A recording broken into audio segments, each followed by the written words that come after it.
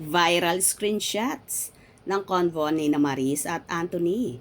Inilantad ng ex-nobya na si Jam Villanueva.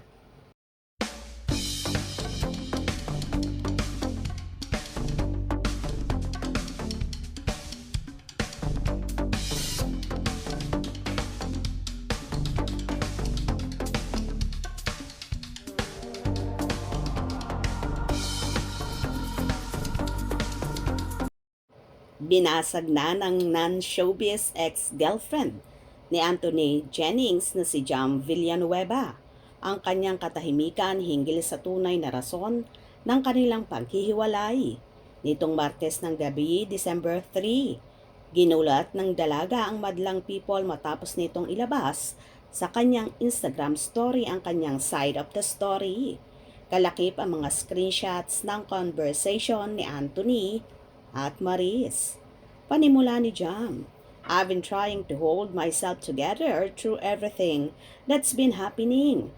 But after hearing all this being said about me, about my character, my intentions, and even my family, I can't stay silent any longer.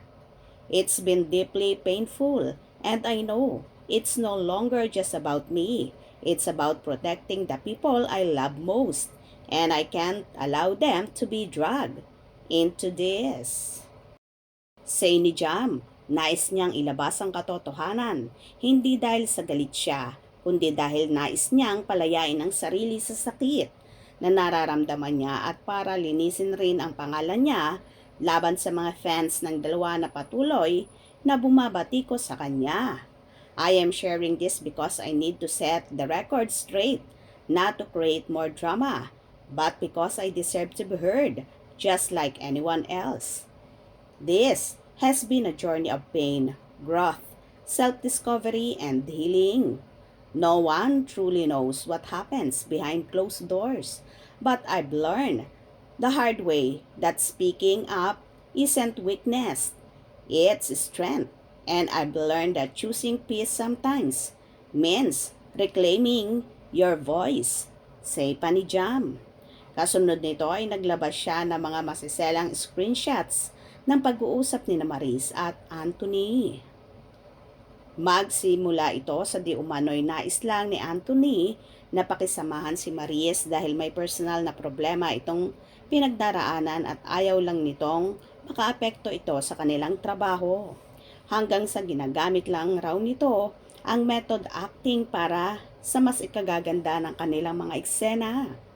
Mayroon ring party ng screenshots kung saan nag-text si Maris ng "It was hot" kay Anthony na tumutukoy sa umano'y pag-make out nila sa CR matapos ang isang party.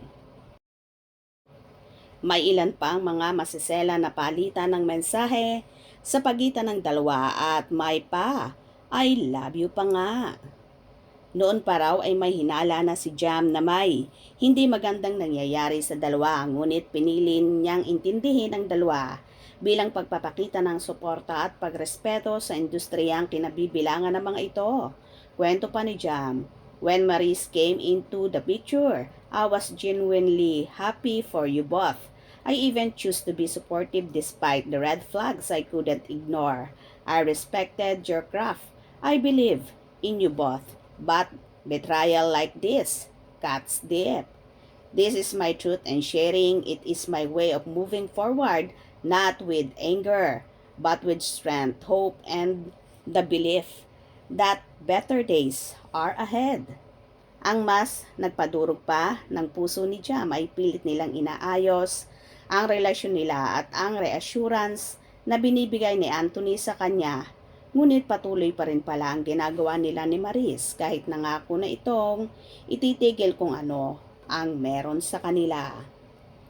Ibinahagi rin rito ang larawan na kuha habang nasa eroplano ang dalawa pauwi ng Maynila galing Italy na tila naghahalikan.